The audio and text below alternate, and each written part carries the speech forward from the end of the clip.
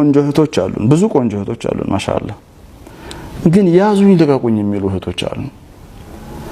በቃ እኔ ቆንጆ ነኝ ያዙኝ ልቀቁኝ ሲስተር አው ቆንጆ ነሽ ማሻአላ لا قوه الا بالله ለቤት ግቢ የሚያዋጣው እሱ ነው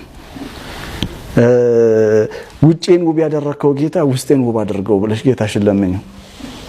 ውበት እንዳረፋ ነው ይሄዳል እውነቴን ነው መራችሁ ውበት እንደ ጠዋት ጤዛ ነው ይተናል እኔ ቆንጆ ነኝ ብለው እኔ የሆነ ነገር አለኝ ብለው በራሳቸው ዓለም ለራሳቸው ዓለም ሰርተው ራሳቸውን እየተገዙ የሚኖሩ ሰዎች አሉ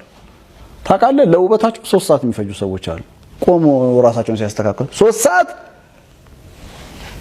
ሰዓት በየቀኑ